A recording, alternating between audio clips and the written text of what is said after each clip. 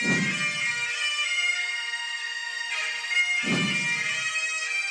to that piece of lieutenant that's always on his podcast, bash us, him.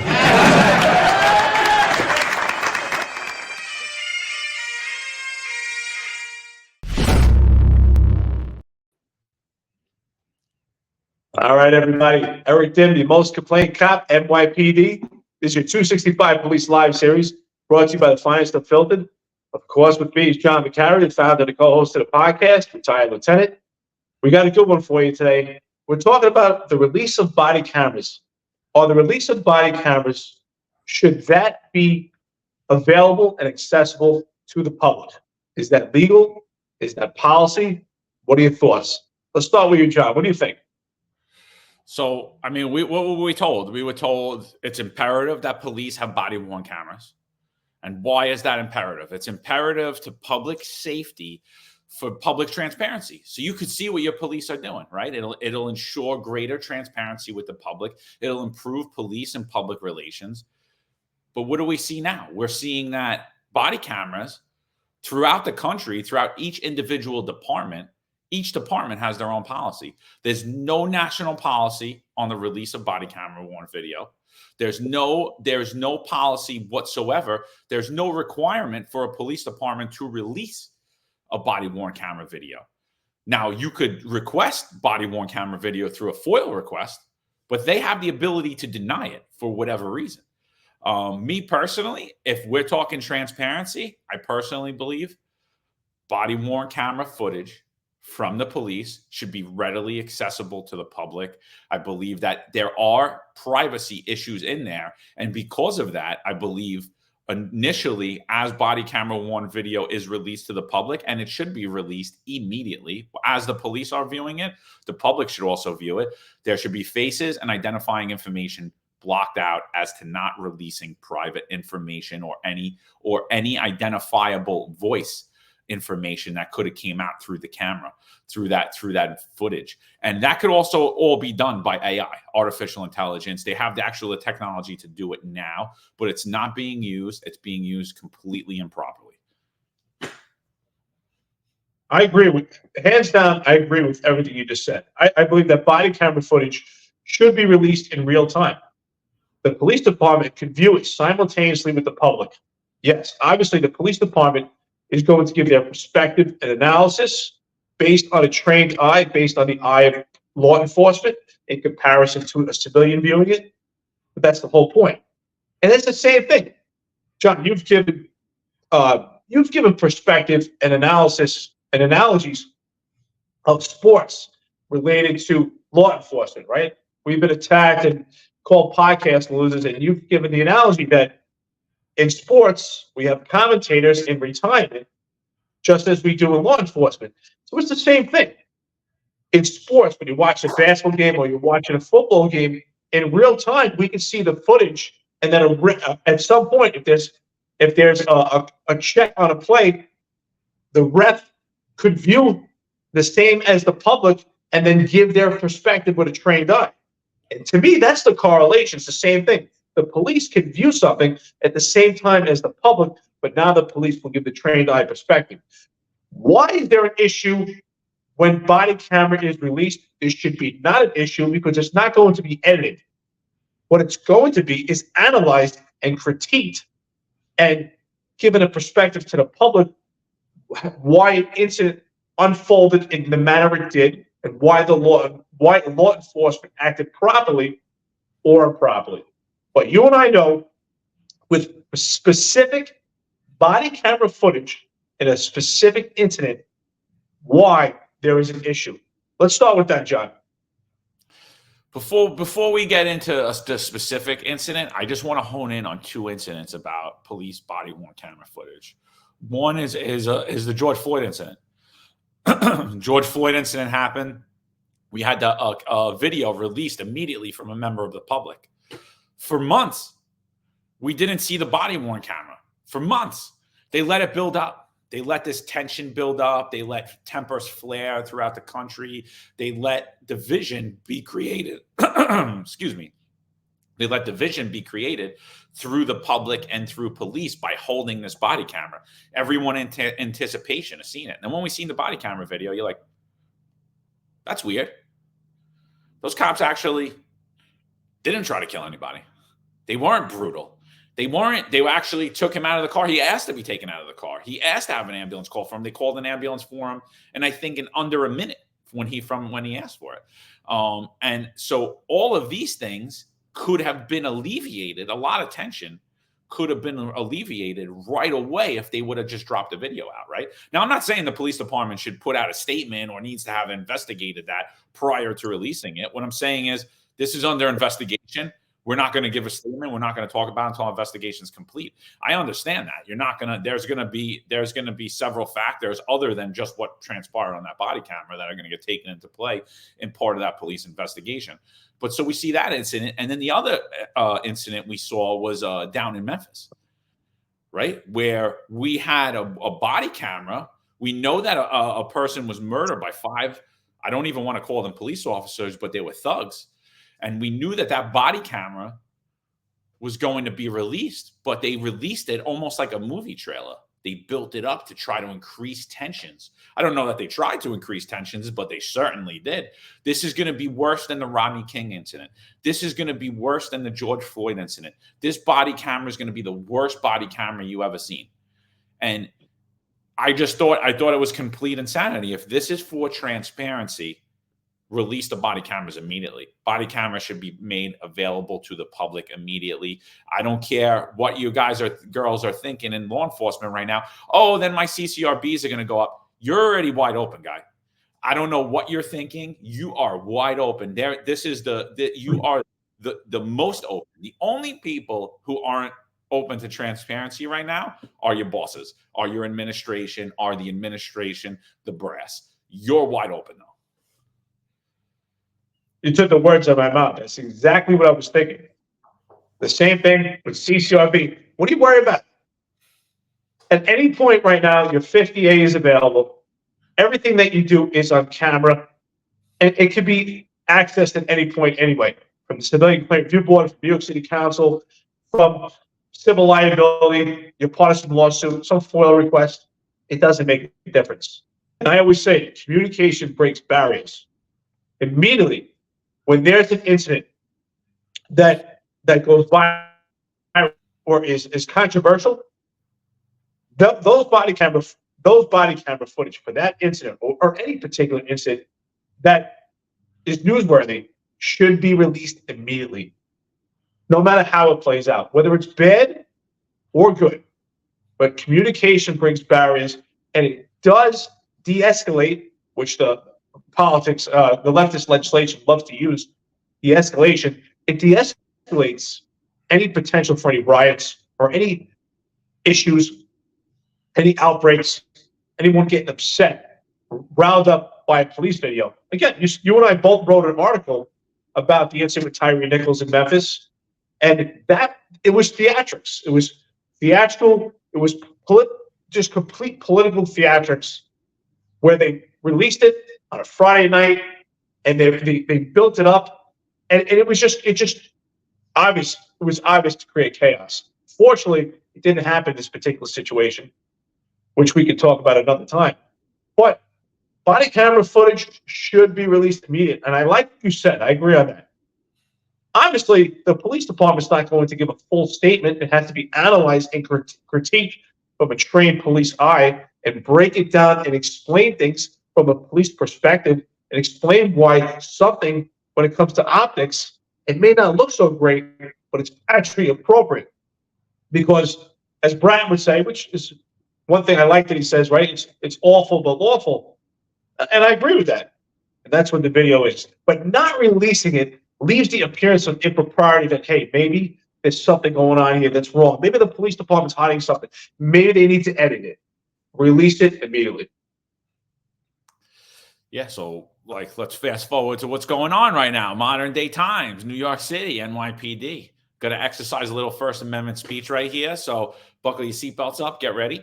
So what happens is a body worn camera video, which I put out on social media about a week and a half ago.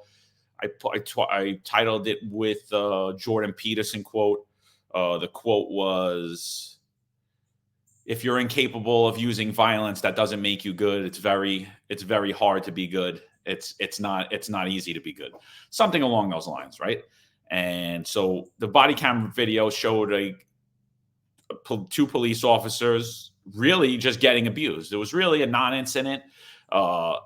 Maybe it was an emotionally disturbed male. Maybe it was a person being arrested. I'm not really sure, but it was a grainy video. It was all over social media prior to me sharing it. It was sent out through numerous accounts on social media. And apparently that body camera video was leaked out from the New York City Police Department. And the police department saying that they didn't leak it out. They didn't officially release it. Somebody leaked it out. And then we saw that two cops, I believe they were both detectives, were immediately suspended. They were identified and suspended. Fast forward to today. Today is, what's today's date? January 18th. I put it out on January 7th. On January 7th, I reshared a video from social media. So just get that. Now, I've received from several sources that hundreds of police officers are being interviewed by the Internal Affairs Bureau. And the one question is, how do you know John Macari?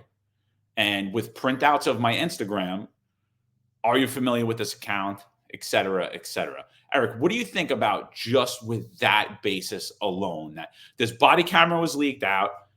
I, along with numerous other social media accounts, including yourself, shared this video. and yet there's an investigation going on right now. How do you know John Macari?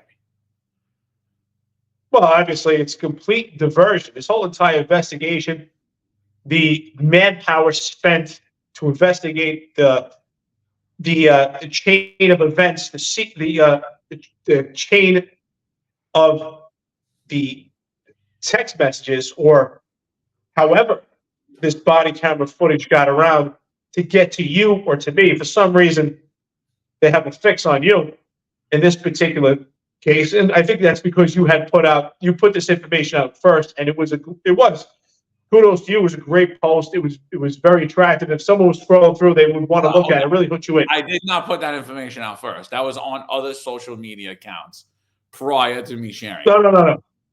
I know. I meant first when it comes to this podcast.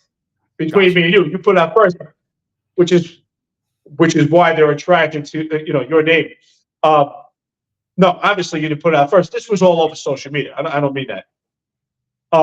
What's interesting about this is really hypocritical, because I would say it's pretty much several days a week we see body camera footage emerge, or different types of footage where there's police involved incidents, which I talk about all the time. I talk about the phenomenon of cops being assaulted. I put out videos about how you should be out there lifting weights, do martial art training, as a reflective response to the videos I've seen where cops are being just humiliated. This phenomenon, I say it all the time, it's unfortunate. I do think a cop in the NYPD is going to get killed by the hands of another without a firearm in a physical altercation or tussle.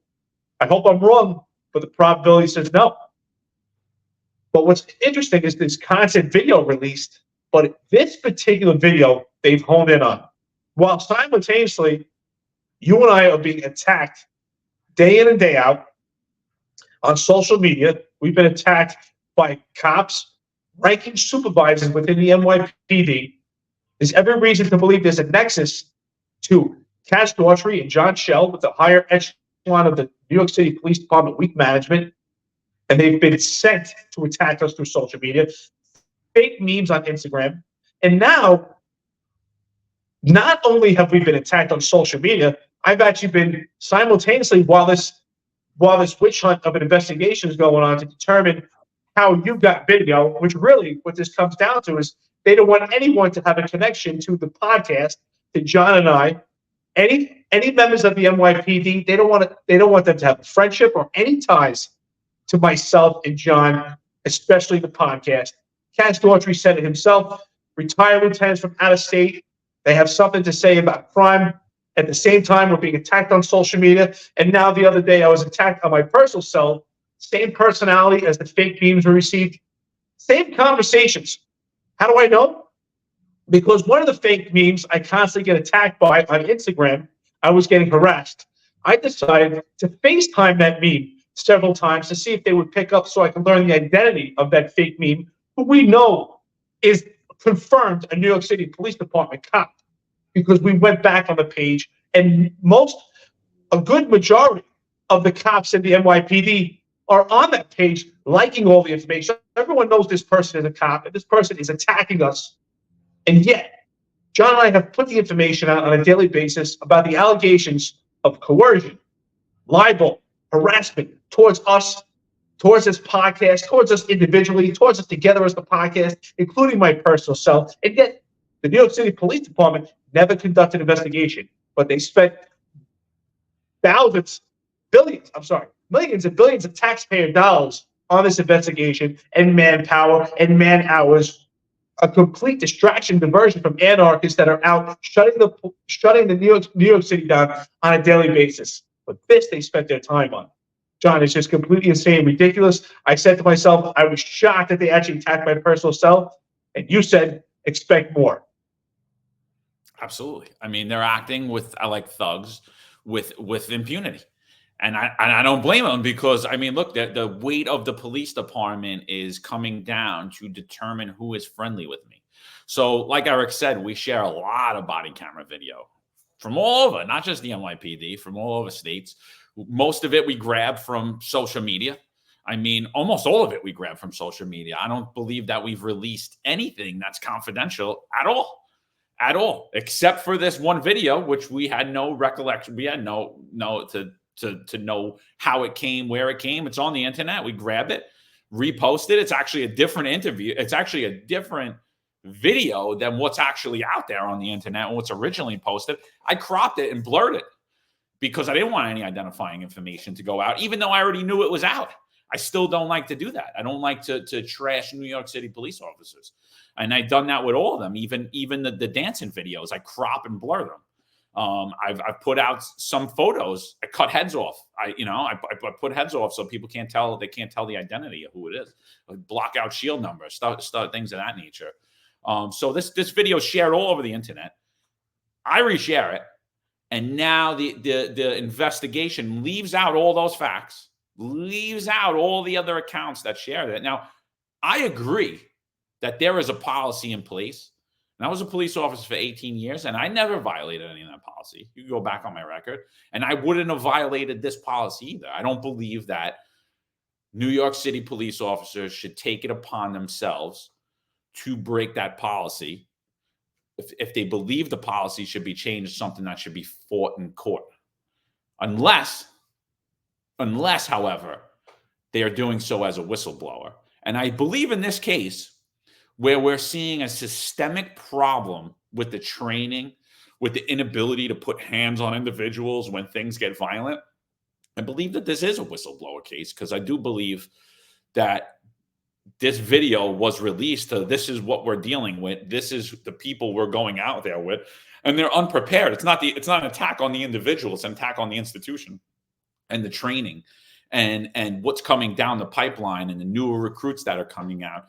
And they're not ready. The majority of New York City Police Department are not physically or mentally prepared to be on the streets at this point. And I think I think that as a whistleblower, it's a different thing. And I believe that those two individuals should get whistleblower status. I do agree with the police department protecting their own. They don't want their information. They have to clean up their own house. So you identified how it originally leaked. But now you're going to waste thousands of man hours, millions of dollars. You interviewed 300 officers, and you only asked about my account, which is very strange considering there were numerous other accounts that shared this. Now, if you're trying to identify all the ways it got out and you want to hammer everybody, I still say it's a waste of time and resources and manpower. I don't think the taxpayers would be too happy about it, just due to the fact that New York City has been shut down every night. I believe, what are we going on, 98 days now, 97 days? We did get one little break with the weather, so you guys should have a big party on how you control the protest that one night with the weather in New York City when it was -20. That was about the only day that New York City residents were in peace and they couldn't be on the streets anyway. But huge waste of resources, pigeonholing, again, in an attempt to intimidate not only myself and Eric Dim in the podcast, but anyone that talks to us, that knows us. And again, anyone that knows us or knows Eric Dim or knows myself, we've never reached out to one person that we know and been like, hey, could you look into this? Could you get us this? Could you do that? We've never put any of our friends into that situation. And again, if someone did send us something, we would never release the identity of that individual either, because it's a confidential source. And in this case, complete witch hunt, because no one sent us. No one sent this to us. So good luck with your investigation. And I have some stuff to tell you. So you guys have been monitoring our social media accounts, and we've made numerous allegations of misconduct and corruption. You've been monitoring this podcast, transcribing this podcast. Where are those investigations? Why has nothing been done about that? Why has nobody contacted us about that? I think those are a much bigger problem than you trying to get how many people shared a stupid video in a group text when 99% of them have no idea where it came from. You just get a text message to your phone. You're like, oh, hey, look at this. You send it to your friend, which happens every day. But what they're trying to do is access all your information. They want to see who shares our memes, who makes fun of Kaz Daughtry, who makes fun of John Shell, because they're weak, inept, and they're egotistical. And like I said, they're not leaders. Shame on New York City Police Department. They should be stripped of their badges and their pensions. Losers.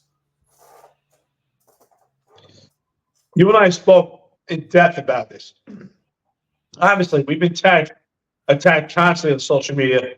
And even at this point, yesterday, I was attacked on my personal cell, right? And you know what the funny part is? Here's the funny part for you that contacted me on my personal cell. You thought you were contacting me at 3 in the morning trying to wake me up. I'm in Asia, big guy. It's 13 hours later, so the joke's on you. So you can call me at 3 in the morning for you. Good luck. And you won't ever know the timeline that I'm on because I'm constantly traveling. And I was contacted on my personal cell, the most vile stuff. And you know what? I'll say this publicly. I got contacted from that fake number, from one of these cops hiding behind a fake meme, and I FaceTimed them immediately. I'm not hiding. I'm right here. John and I aren't hiding. You want to discuss what's going on? Listen, we don't take it personal. But you know what? Honestly, I feel sorry for you guys. I really do. Because right now, you're contacting John and I by social media. You're attacking us. You're attacking my personal cell because of the loyalty you have right now for this weak appointed management. But when the regime eventually changes hands, because it always does, you're going to be abandoned and you're going to be left out to dry. And when this investigation comes crawling up your ass, because eventually it will, then you're going to be contacting John and I and apologizing. Oh, come on, I'm sorry. We didn't mean it. You know what?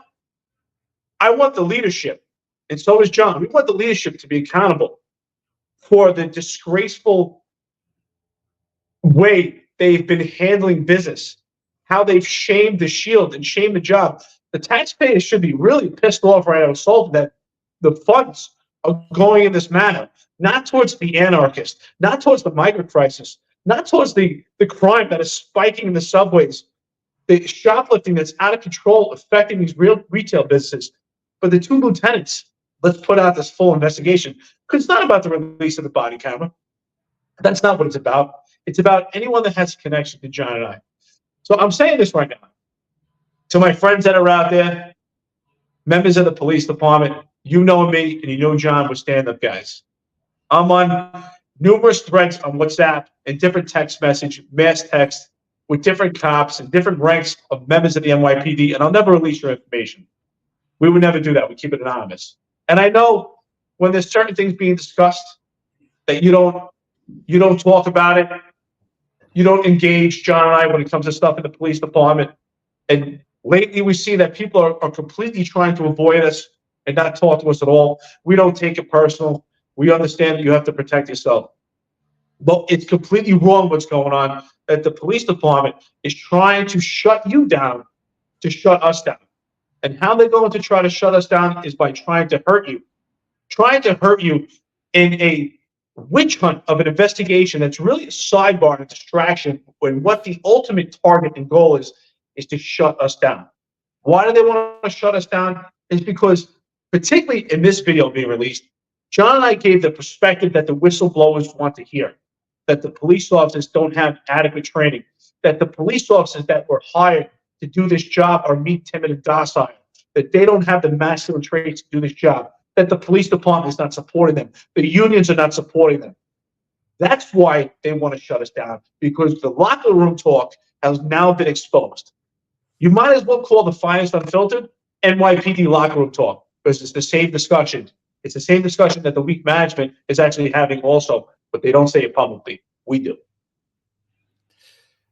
I'm at the point, like I usually don't get mad and I usually don't care, but when I hear that my name is being slandered all over, and I know that our names were run in databases prior to this investigation, and now that I know that they've been run again for nonsense, pigeonholed investigations, because again, if it was an actual investigation, you would identify all of the things that came out on social media in an attempt to identify everything, instead of narrowing in and leaving out all this information on the side. No, let's just get to that. How that happened. Who knows them? Who talks to them? That is a complete intimidation tactic. Again, trying to infringe not only on our First Amendment rights, but your First Amendment rights as well. And I guarantee there were a bunch of phony subpoenas that went out for administrative subpoenas for an administrative violation. Because at the end of the day, the body camera video is it technically, although they have no ability to release it, it's public information. It's public information. They release body camera video all the time. Shootings, body camera video where people died, all of these things. This is an embarrassment, so they wouldn't want to release this, right? Which is most of the body camera video that you'll see today, an embarrassment. And that's why they want to keep it. That's why they want to keep it. That's why they want to keep it secret. That's why they want to shut your radio down and go to when no one can hear the radio transmissions, because it's an embarrassment. And really, the embarrassment comes from the top, because they're inept. They're completely inept. They don't want to see the product that they're putting out on New York City streets. And I just, again, I can't say enough about how this administration feels about their own. Now, I get when you're a leader and you're in positions, people are going to criticize you, whether it's warranted or not. You might be the best thing since sliced bread. People are still going to criticize you. They're going to make fun of you. They're going to do all these things. But it's up to a leader to just go on and go about their day and continue with their job and their mission. But that's not what's happening here. We're being stuck in. No, I don't care if we got to interview 5,000 more people. We're going to find who talks to these guys. We're going to figure out who talks to them, and in an attempt to crush their own, because they're so mad that two retired guys are again giving their opinion. It's ridiculous. It's our opinion. It's our First Amendment right to do so. This is a podcast. We analyze police events, policy, legislation, and give perspective from the inside of a police officer's mind. Because whether you like it or not, we were both part of you for almost 40 years combined. So whether you like that or not, that is what it is. And the things that we're saying, you are unwilling to try to debunk because you can't. You've all been invited on this podcast numerous times and declined. And again, I can't say enough about how we've actually led you into what you should be doing. And you see it clear as day today as they're trying to fight back now against this How Many Stops Act that me and Eric did a podcast on 2 weeks ago and broke the whole thing down for you guys. And now you're taking that information and blasting it all over social media. So you're welcome. You know what I was actually thinking? I actually think the best message to these anarchists right now, pro-Palestinian and anti-Israel and BLM 2.0, forget about standing out in the cold with signs out there or blocking traffic. You really want to piss off the police department? Just make a podcast. Go on YouTube, criticize the NYPD leadership, and you'll get them so fired up, you'll get their attention. You want their attention? Apparently, John and I have learned that criticism is the most flammable tool that you could use to entice the NYPD, more than blocking traffic, more than assaulting their own. That doesn't bother them. Jose LaSalle and Cop Watch sticking videos in cops' faces, making fun of them, people going around making cops cry about their 50A, throwing water on cops, abusing cops. That's okay. That doesn't bother them. Shooting cops doesn't Shooting bother them. cops. I was going to go with that. Shooting cops, they don't care. But if you criticize their egos, you will get their attention. So that's my message. You want their attention? Just make a podcast. You'll be nice and warm. We're warm right now. Why stand out there freezing out the cold? All you have to do is criticize Cass Daughtry, criticize John Shell. It's not too hard. Believe me, they make it very easy.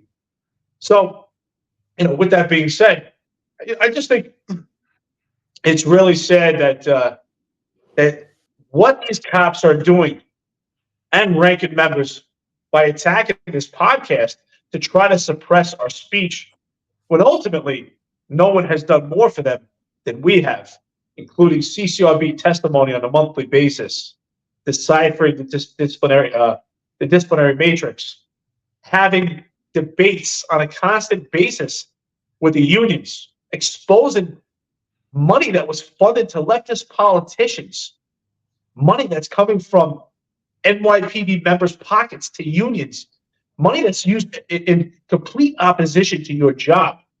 But that's okay. We don't take it personal. Actually, I want to say thank you. John, I'm sure, is appreciative. We have a nice case folder that's about this high right now. Thank you for all the attacks on social media. I appreciate the stuff you've written on my personal cell. You contacted me on my regular phone through WhatsApp. Call me again anytime. You have my email. Just ask Pat Hendry. He has it. I sent him an email. He never got back to me. You have my information. But what's a good question? I do have a good question. How did you get my phone number? Was it from a disloyal cop, or was it from a database that you checked? Which one is it? It's interesting times that the cops have started out with, really teetering around, harassing us, but now they've actually crossed that line where they're actually committing crimes. It's really sad, but guess what? We're not going away. This podcast is only growing. We're going to continue. We have a lot of supporters out there, and guess what? They support us. They don't support what you're doing. They feel that you shame the badge, and when you shame the badge, you shame everyone else that has worn that badge and is still wearing it right now. Active and retired. You shamed us all. Absolutely. I've been called a rat a lot over the last 2 years. I served 2 years and 8 months in the Internal Affairs Bureau, and it actually was probably one of the most eye-opening experiences out of my 18-year career. Saw actually what the police department thinks about you guys and how much integrity they actually do have. And it was, and honestly, I would never take away that experience. I think it was a vital part of my growth, not only as a police officer, but as an individual as well. Taught me a lot of different things that I didn't know from being a street cop prior. So I think that was a very eye-opening experience for me. I think it's an integral part of how I was able to be even where I am today. So I would never take that back, but I've been called a rat, all this stuff, because I served honorably and I did serve with integrity, not only in that unit, but on the street. And I always said, if I run into you on the street and you're a dirty cop, I don't need to be in internal affairs. I'll lock your ass up. And that's how I always was. And, the same people that are calling us rats and all this stuff have a minor problem that they addressed already. and they're trying to blow it open and make it this huge problem. And they stuck internal affairs on everybody because their ego is inflated and they're going crazy over a body camera video. That, me personally, I'll tell you right now, I'll guarantee you right now, I'll make a bet if anybody wants to bet me. In less than 5 years, I think it'll be much shorter than that, body camera video will be completely accessible to the public. So this whole thing will be a non-incident 5 years from now. Same way, or the reason that I'm retired right now is a non-incident today. Same way, right? Because we're not playing the short game here. We're playing the long game. The leadership in the police department's playing the short game. They're the rats. They're the ones that are trying to bring down the weight of the police department internal affairs. I don't blame the internal affairs investigators. They're just doing what they're told. They're just doing what they're told. They're getting this thing. I mean, I blame you if you're lying on a subpoena to get somebody's records. Then you're not a cop. You belong in jail too. I don't give a shit what unit you're in or you're not in. Then I blame you. Then I don't care. You know, if you're going to sacrifice your integrity to make corrupt individuals happy or inflated egos to make, you know, that way, then I'll blame you.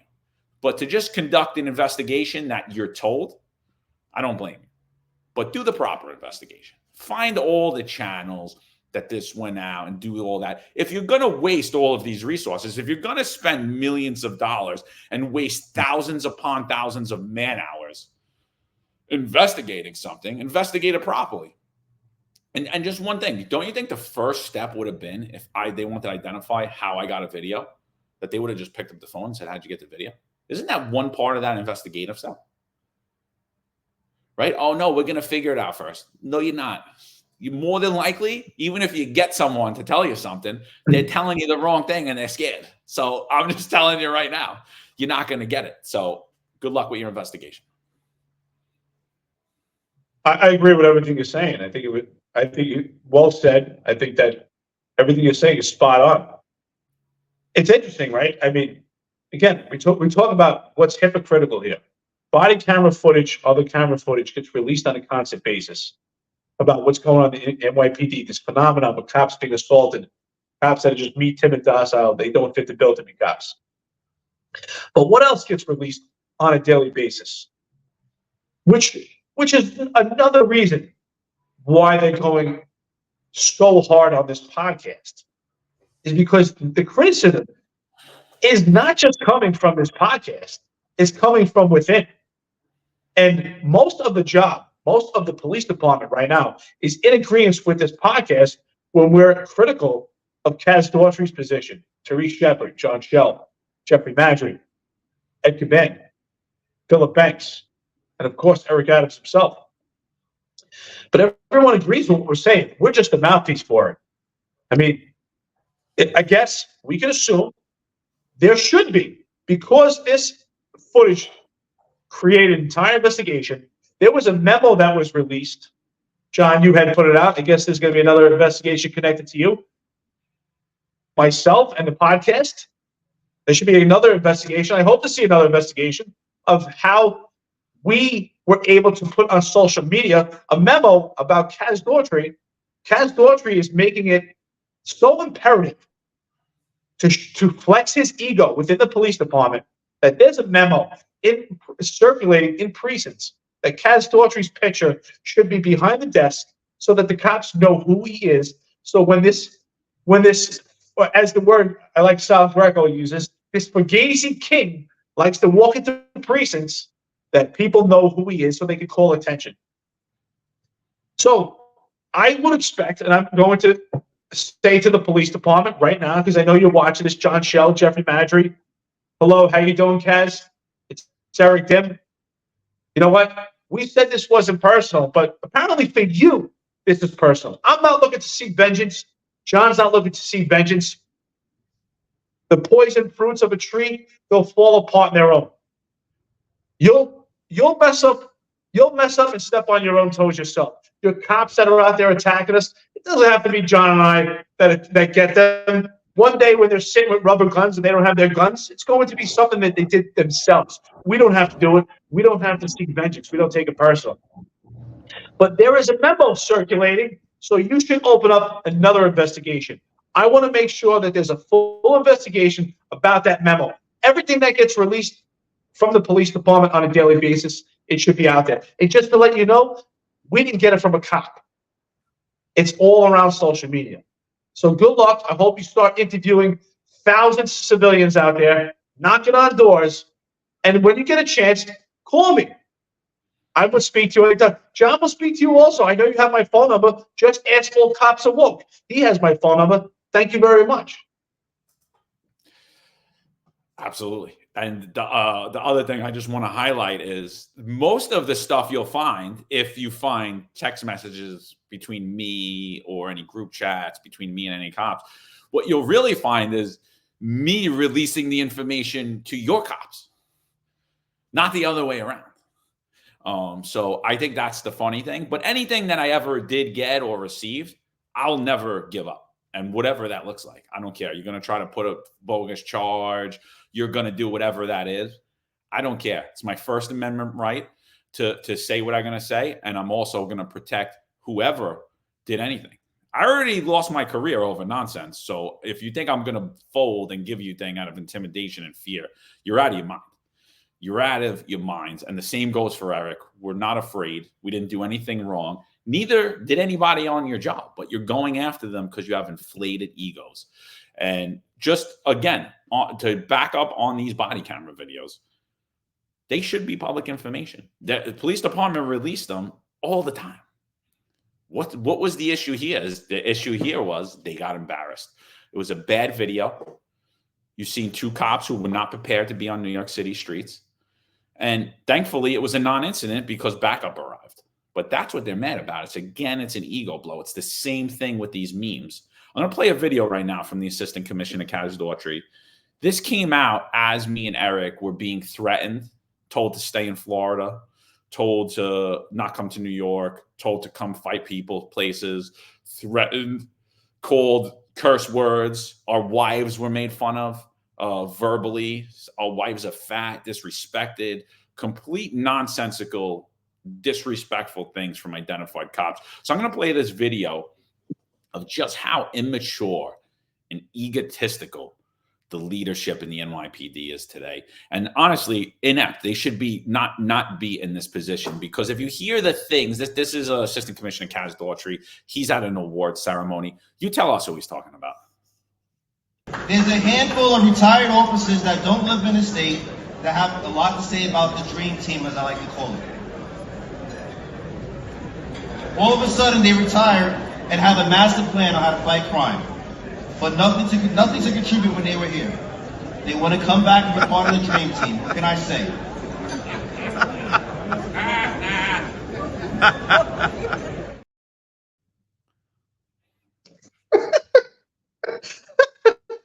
You know what's even funnier? John Shell laughing in the background. Listen, we appreciate it. It's obvious. Everyone knows. You just say our names.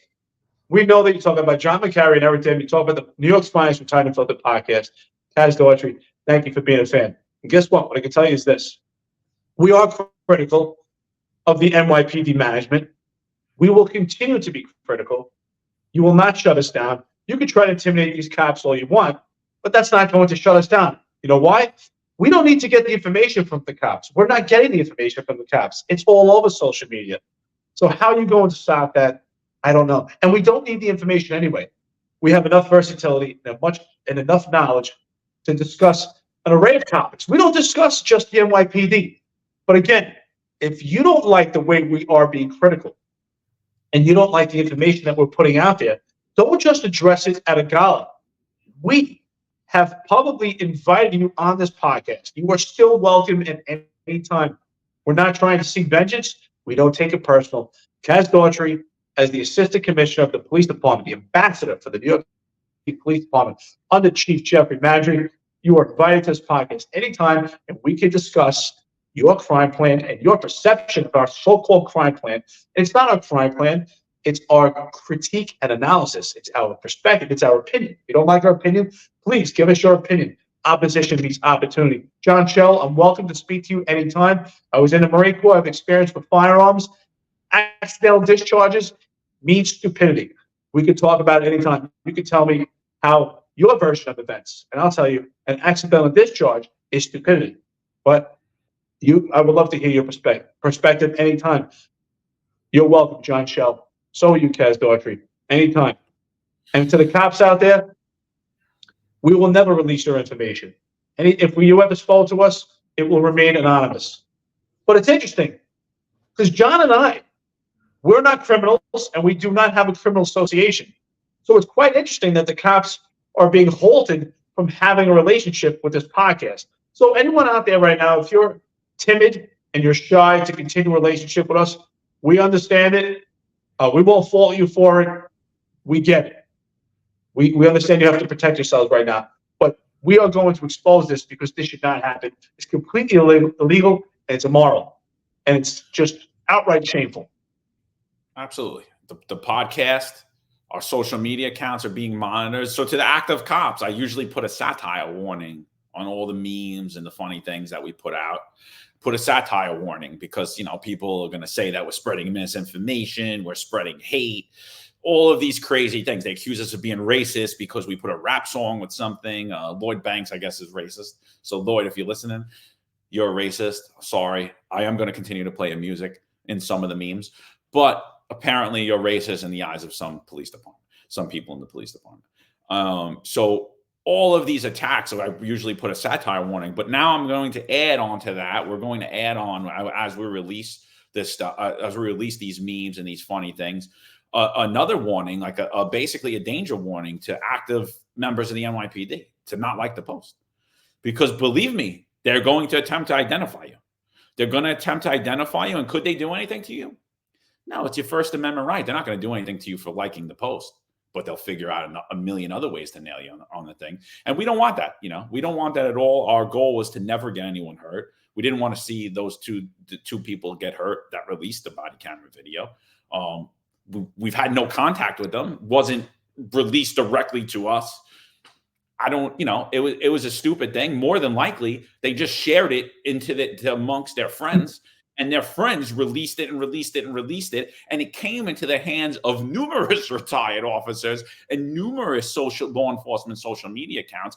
And we all blasted it out, not knowing where it came from or what it was. It was just, hey, here's another video that we could talk about, right? Critique and all that stuff. And that just goes to show you what you can't trust these chats, and you can't put this information out. Once you put something on the internet, it's out there, it's gone. This kid probably sent a message to 5 people, and from 5 people, it went to 100,000. And now the police department's going to try to recreate every step, which they're not going to be able to do, by the way. But they're going to try as hard as they can and spend millions of dollars of taxpayer money to see specifically how I got it. But with that being said, don't do that. Don't release any information. Don't release anything. If there's something that you believe needs to get out there, and then you should do whistleblower status, or file a lawsuit, or go to your union, or get your own personal attorney. We've well documented the unions aren't your friends, and they're not going to help you. Going to a union might be your last step, but it is what it is. So we have all of this immaturity going on. We have everything, and just one other thing, like during this video, as this video is playing, I receive a message on my social media from an identifiable New York City police officer. And this is what he says. I had the opportunity to speak with Commissioner Daughtry regarding your posts and attacks on him. Now, I don't believe their attacks, their criticisms, their satire. Again, I have no hard feelings toward Kaz Daughtry, John Shell, Ed Caban, or anybody else. I could care less about you people. I'm just living my life, talking my truth. I'm living my life every day. I don't have no hate. So they're not attacks. If you take them as attacks, take them how you like them, how you like. Attacks on him and the men and women of the NYPD. Now, Eric and I support the NYPD, I think, more than the NYPD does, more than their unions do. As you could see, again, I'm going to back up on this How Many Stops Act. We were the only ones who were in contact with Jumaane Williams. We were the only ones who were in contact with New York City Council. And we were the only ones who completely broke down exactly what New York City residents should expect and go through the language of the bill. And kudos to you guys for now following suit weeks later and putting out these videos. I think the video that the PBA put out and the video that the NYPD put out are a great job. And even now that New York City Mayor Eric Adams taking our advice and now beginning to advocate, you guys are welcome. Again, great job following suit. But it was Eric and I who started that chain of events by advocating on social media, advocating on podcasts. It was us who brought this platform. Prior to that, there would be no words from the New York City Police Department or your union. Remember that. Prior to this podcast, prior to us getting on social media, there would be zero advocacy for you anywhere on social media or in the media or anything else. They tell you, take it like a good boy and girl and keep your mouth shut. Don't worry about it. Still a good job, kid. So he said, like any position of leadership, when decisions are made, people will always criticize. That comes with the job. Commissioner Daughtry welcomes criticism.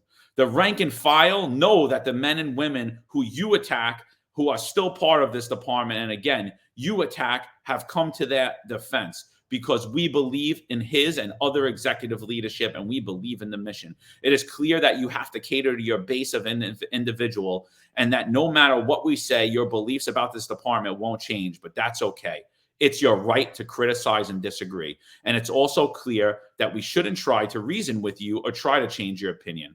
Just remember, words matter, and you have a platform that people listen to. No one views you as retired NYPD. They only see you as NYPD. So no matter how much you distance yourself from the attacks on the brand, because you back in your day wasn't like this, you're still attacking the brand and attacking the men and women that daily risk their lives in this city. Commissioner Daughtry wants to stop the back and forth and have us refocus our energy on making the job better for all. Let these guys say what they want on their podcast. They're entitled to their opinion, and we don't owe them anything. And we don't have to justify anything to them. Your hard work speaks for itself and speaks volume as you continually go out there with everyone against you that put that uniform on and do God's work. Remember, if they're not hating, you're not working. Stay safe, and let's get stuff done.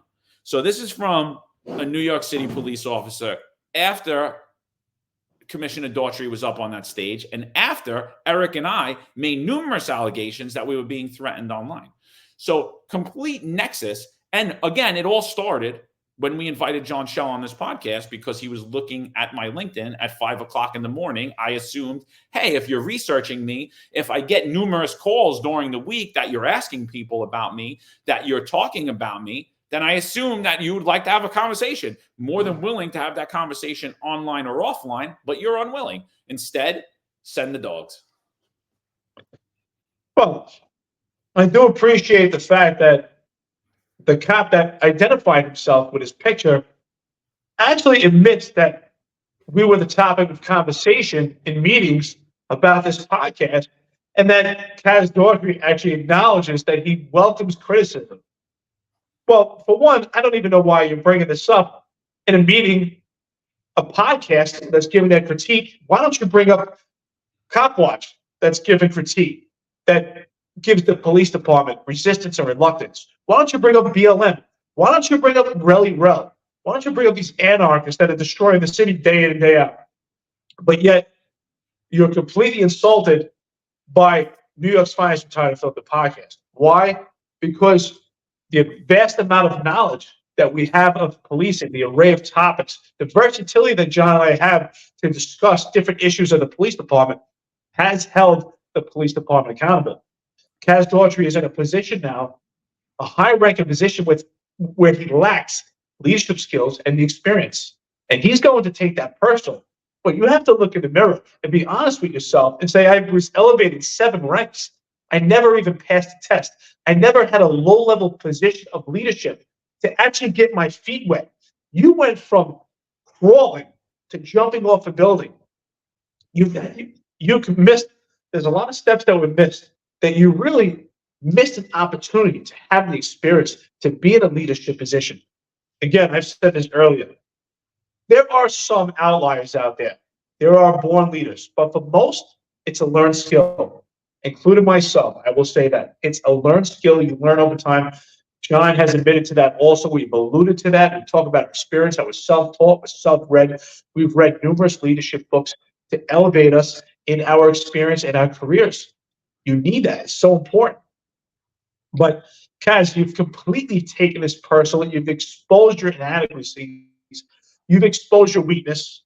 You've proved there's a nexus between yourself and these cops, the attack on us, including fake memes, also attacking my personal self. Cops and supervisors asking about John Macari's career, what he's doing, how he feeds his family, some very personalized questions. Again, we don't get angry about this. We're not going to get angry. These emotions are emotions that you have within yourself. Good leaders accept critique. Good humor is also in correlation with good leadership. Being a good leader is having that humility and having that humor to laugh at yourself. That makes you a better leader. That makes you acknowledge your faults. You can't expect to be perfect at everything and take everything personal.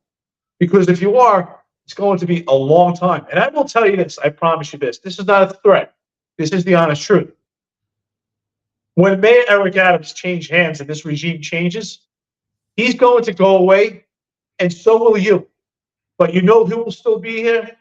John and I, the finest Unfiltered, we will still be out here. We will still be giving our critique. And you know what? If you decide to drum up some fake charge to have John and I arrested, guess what? We will be smiling the entire way. I promise you, if there's a photo op, we will be smiling. I just ask one thing.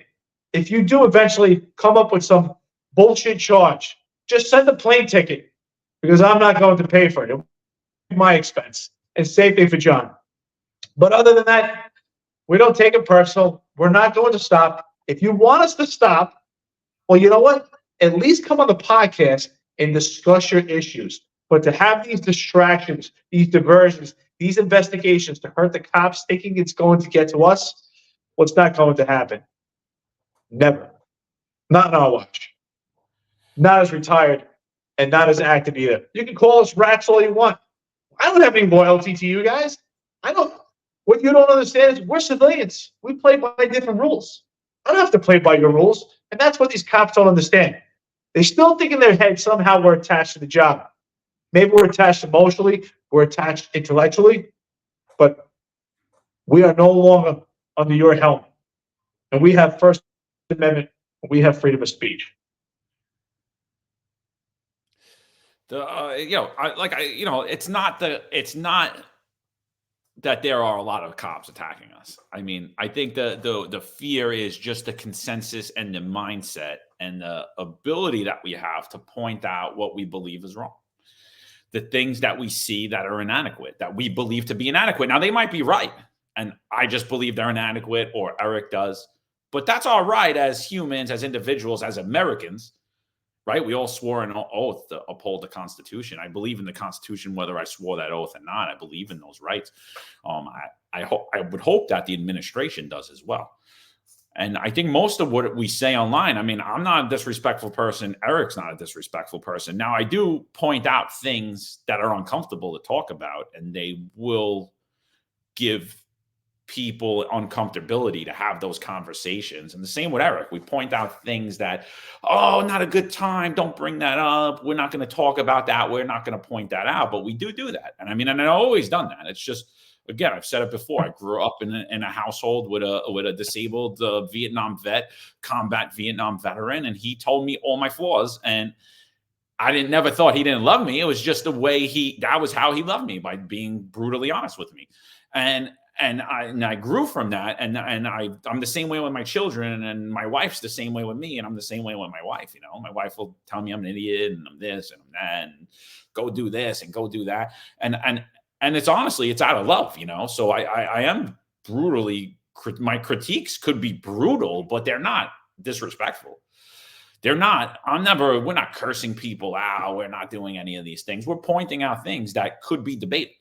We're pointing out facts that could be debunked, right? You could say, no, that's not accurate, but none of that happens.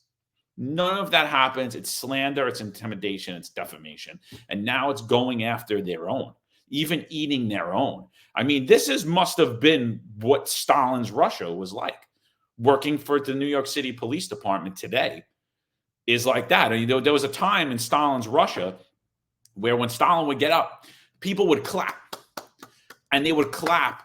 People would fall on the floor and die. People would pass out because they didn't want to be the first one to stop clapping. And the first one that stopped clapping, you know what happened to them? They got investigated and they went to the gulag. And we're not far from that today. You might think, oh, John, you're nuts. You're crazy. No, we're absolutely not far from that today. Say you liked my post. Say you like the post that Eric put out or the podcast put out. You like one of those posts. Does it really mean that you like it, that you support everything? Maybe you feel bad for John. Maybe you're like, oh, John's got no friends. I feel bad this guy lost his career. I'm just going to like his stuff because I just want to support my friends. There are plenty of posts that I don't even agree with that I just hit like on. There are plenty of businesses that my friends run that I could care less about, but I like them, or I'll share, or I'll do whatever because they're my friends' businesses. I know them. I'm just trying to show support. Doesn't mean that I'm, oh yeah, no, that's great. I hate Kaz Daughtry or this, that, or the other thing. Maybe they do think it's funny. Maybe they see a meme and they think it's funny and they hit like. But does that mean that they're terrible people and they're bad cops or you should be going after them? I mean, you should really be able to accept criticism. This is what we do as police officers. This is what me and Eric did. This is what me and Eric do now as men. We accept criticism. We get a ton of criticism about this podcast. We get a ton of criticism about our opinions. And that's great because that's what this platform is to have these conversations. I don't know everything. Eric doesn't know everything. Eric speaks his truth. I speak my truth. You're able to come on here and speak your truth, and we'll do it like men. And we don't have to do it online. We could do it offline too. I'm a very sociable, friendly guy. So is Eric. I'm in New York often. If you want to meet up, I'm always willing to. I'm not a tough guy. I'm not brash. I'm not anything. I am who I am. I've been who I've always been since I'm a child. I care about people. I care about the New York City Police Department. I care about New York City. I care about the future of this country for my children. And I put those things on the highest level, and so does Eric. So the attacks are really, at this point, are ridiculous.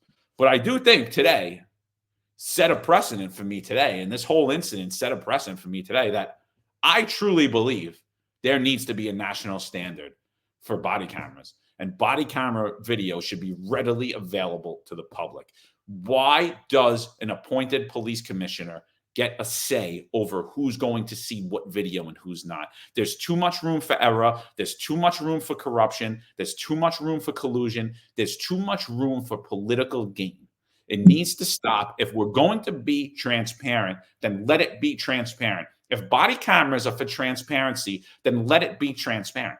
Show what's going on. Block out the private information. Get it right out there, and do your investigation while that body camera is released. Absolutely. Also, when I think also, I agree. There should be a standard, but we understand also with standards, there's always exceptions, and that's where I think the police department is really missing the mark. Also, again, I always say communication breaks barriers. I think the police department has to have more communication with the public, and not have this quasi type of blanket of hiding information. What I think the police department needs to do more often is tell the public, we have this incident. It didn't fare well. It's going to be released. Or maybe this video that needs some time before it gets released. Maybe it's so convoluted for people to understand. Say, listen, we have a video. This is the incident. We're going to give you an idea of the contents that have taken place. We haven't released it yet, but here is why. And what I found in relationships, just in life, friendships, relationships, business relationships, teammates, communication is the key to success. Communication breaks barriers. When you leave people in the dark, they get frustrated and their senses get heightened and things blow out of proportion because people are in anticipation. And what happens? Anxiety, the mind starts thinking, people overthink when they're preparing for something that's going to come out. It's the same thing. When, again, you said a movie trailer. When there's a movie trailer and the movie doesn't come out right away. Years ago, right, it would come out in a week or two. You're building that anticipation. The UFC does it. They build up and they do a build up anticipation so that people are more enticed to see that fight. But we need to bring that back. We need to tailor back and retract from that when it comes to body camera footage, that people are not enticed by it. Immediately release it. And again, I said with standards, there's always exceptions. You may have some exceptions where you say, this video we cannot release yet because it's so convoluted, or maybe we have to protect the identity of some people, or maybe it may compromise the integrity of an investigation to seek out the perpetrator or the person of interest in a particular case. But tell the public that. Tell the public, we did not release this video yet because it could inhibit us from catching the perpetrators, or because it could release the information of a victim of a sex crime. Let the public know. And now they understand you're not leaving them in the dark. People want to know why. I do believe when you tell people why, it does de-escalate situations. Even when, John, I'm sure you could agree with this.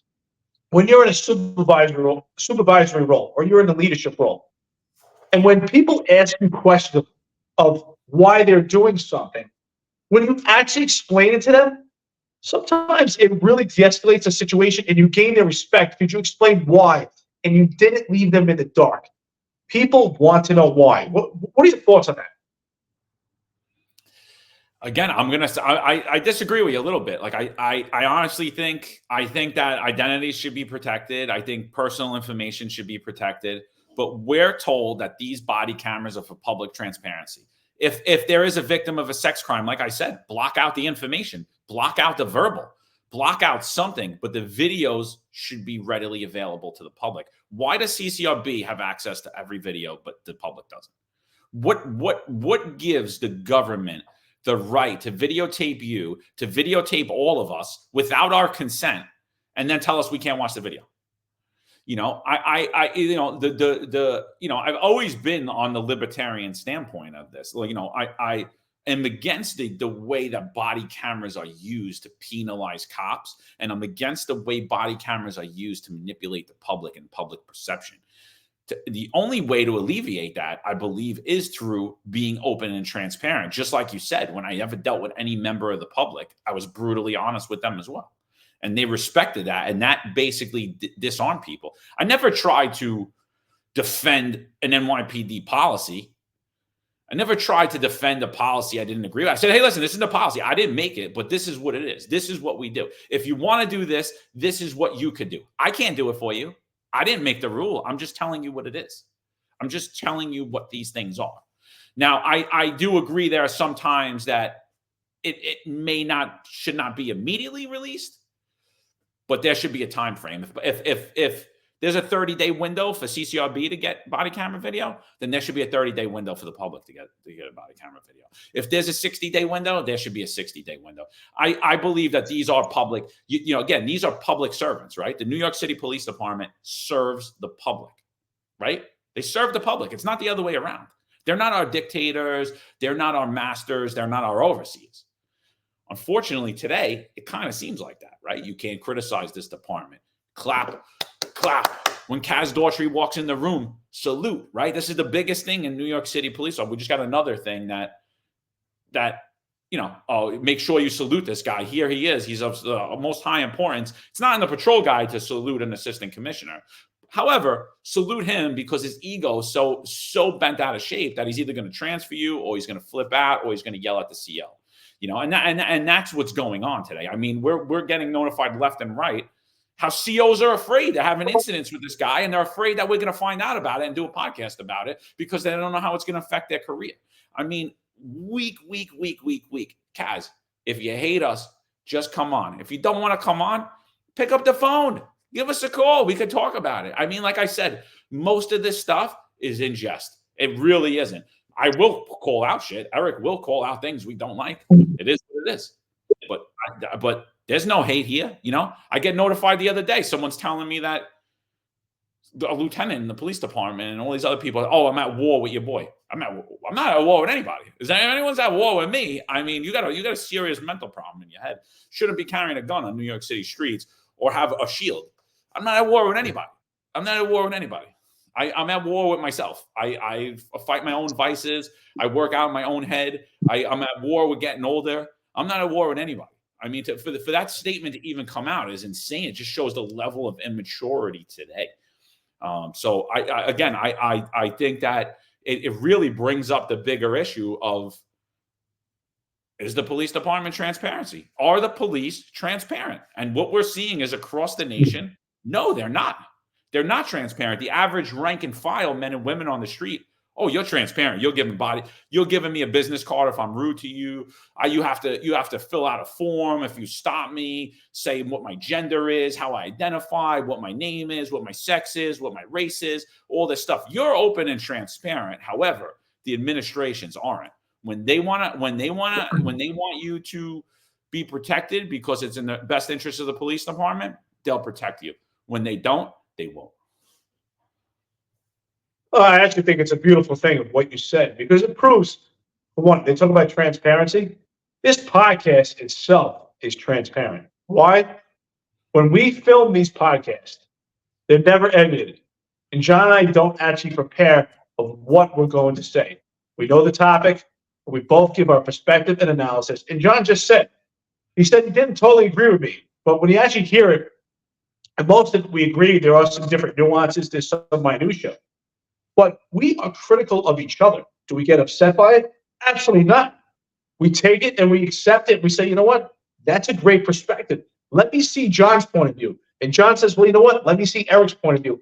Most cases, as a whole, we pretty much agree. Of course, there's some nuances we may disagree. We both had different careers and we both had different minds. We have similar minds, think alike, but of course we have our differences. And that's what men do, is that we actually analyze each other.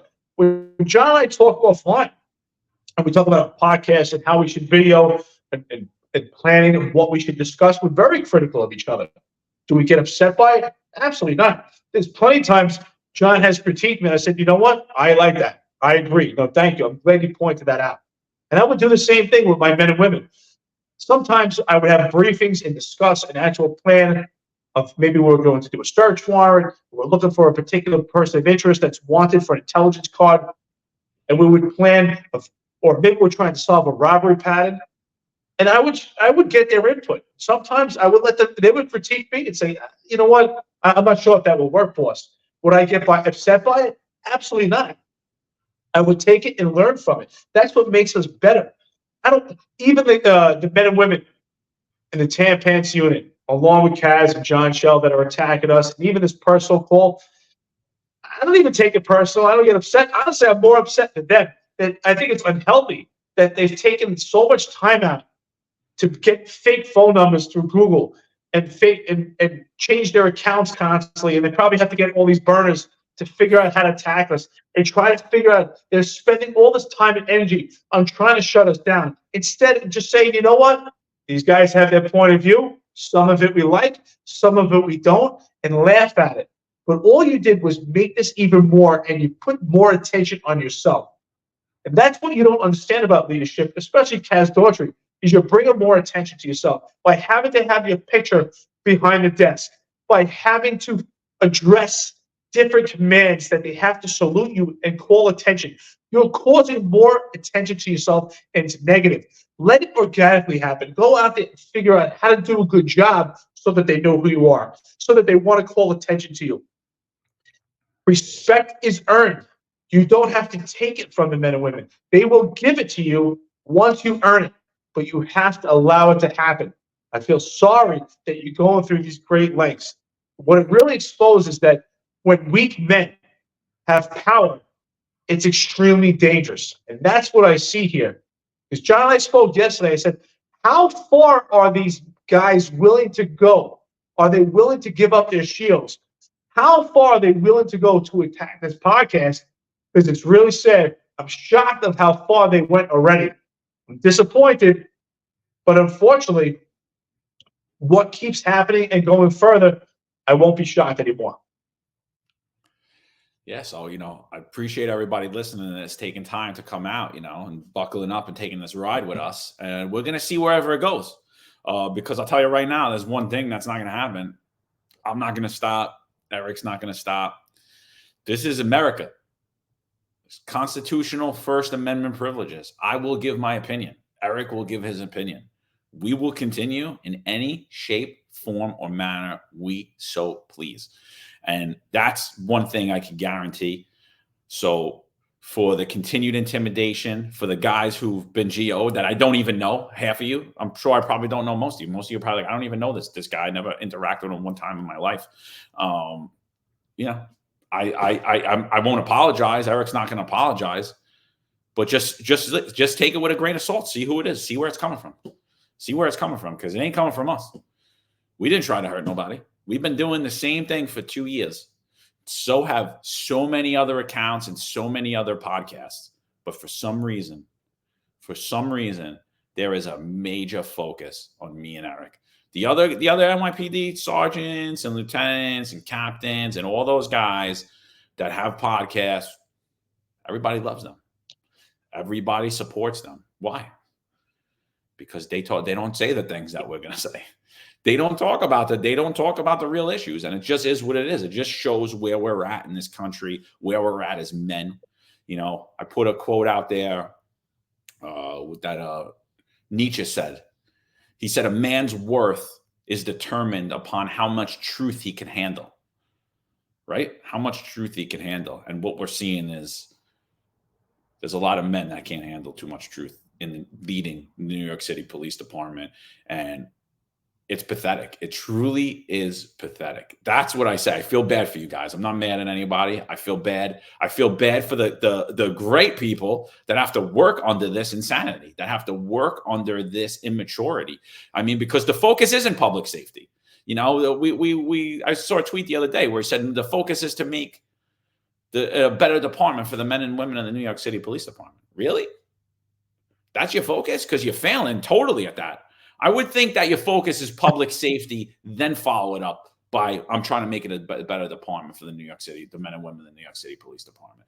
But I'll tell you right now, you're failing miserably. You're making it a far worse totalitarian version of the New York City Police Department. Morale's in the garbage. It's not because of this podcast. It's because this is the consensus. This is how people feel. This is how you're making them feel. And yet that's your focus. You're saying you're going to make it better for them, but you're making it significantly worse. Make sure you salute me, though, because if you don't salute me, that's a problem. If you don't do all of these things, if you don't stroke my ego, then it's not going to be a better New York City Police Department. You know, it's weak and inept leadership. That's what's going on. And again, your full attention should be on public safety. None of what we talked about here today involves public safety other than transparency and being open and honest with the public. None of the attacks on us, your whole investigation, none of it involves public safety or public trust. As a matter of fact, it actually works towards the exact opposite of that. There's a few things I want to discuss here. First thing is this. I just want to say at a personal level to the weak appointed management of the NYPD and the cops that are attacking us. I have a tattoo on my ribs. Most Marines get it. It's a dog tag, and inside that dog tag, it says death before dishonor. And I live by that code. I will never dishonor myself. I will never dishonor this podcast. I won't dishonor my friends. I will not dishonor my wife, my family, my kids, anything that's important to me. And the same went for the shield. I would never dishonor that shield. But the men and women that have attacked us have dishonored their shield. And go even further, what you said. You talk about public safety being first. And one thing I learned in the Marine Corps was there's a mission and there's an order and a hierarchy of a matter of importance. And you know, the number one thing in the Marine Corps was first is mission accomplishment. Then second underneath that was troop welfare. So the mission was the most important thing. That means win a war, win a battle. Second is troop welfare. Means even if you have to give up your life, the most important thing was to accomplish that mission. And what we see in the police department, the most important thing is not the mission, not public safety. The most important thing is their welfare. The welfare of Kaz Daughtry, the welfare of their cohorts, Jeffrey Madry and Eric Adams and Philip Banks and John Shell. That's the most important thing, is their welfare first and then the mission. And that's not the way it should be. And I want to say one more thing. When I was in the Marine Corps, and this is just some advice to Kaz, the leaders of the Marine Corps, they didn't have to wear their ranks. We knew who they were. And we didn't respect them because we had to. We did because we wanted to. We stood at attention. We stood at parade rest with our hands behind our back when we spoke to them because it was an honor. It was a matter of respect. We saluted them with the most amount of pride because those men and women gave the respect back to their people. And one example I could give is this. When it came time for lunch or dinner, they would call it chow. The highest ranking members always ate last. The lowest ranking members would eat first. And the highest ranking members, no matter how hungry they are, would eat last. And they earned and they deserved the respect from the men and women. That's pure leadership. And that's not what we're seeing, at all, in any shape or form. It's always, look at me, look at me, look at all the titles that I have printed on my chest over here. I mean, how much money you think the police department's spending on getting embroidered all different types of uniform jackets and vests to put their titles and their ranks and all of these different, their units and all these different things. Like I'm telling you, it's probably well over $1 million just in embroidery to stroke egos to pay for someone's wardrobe. I mean, for someone that doesn't have a uniform, someone that's not, it's probably in the millions of how much embroidery. I'm sure if you look at the embroidery costs for the New York City Police Department, it's went up significantly throughout the budget. It's all ego stroking. It's all ego stroke. The same thing, I always hated the funerals. And I hated the funerals because you would see the upper echelon go up as a point of like, look at me. I'm going to go sit in the front of that funeral. Look at me. It's like, wouldn't you give that up for someone in a command, for someone that person grew up with, for someone that's a part of that family member? Wouldn't you say, oh, I'm going to stand in the back. I'll stand in the back. Or maybe I'll even stand outside. Nah. I got to go up first. I was at, what was it? Whose funeral was I at? I was at Mulkeen's funeral. And there's a long line to go to the bathroom. Chief walks right in front of everybody, walks in the bathroom in peace. I'm like, look at this guy. Now, if you really had to go to the bathroom, you're like, yo, I can't hold it. I got to go. No problem. But that should be, I don't care what rank you are. Dude, I got to go. Let me go. Could you hold it a second? But that wasn't that. It was just a point of pure arrogance. Looked at everybody, shook his head, got in front and walked in. And I was like, this is what we do. Like, this is who we are. Like, oh, I got to get ranked so that I could walk in front of somebody to go to the bathroom.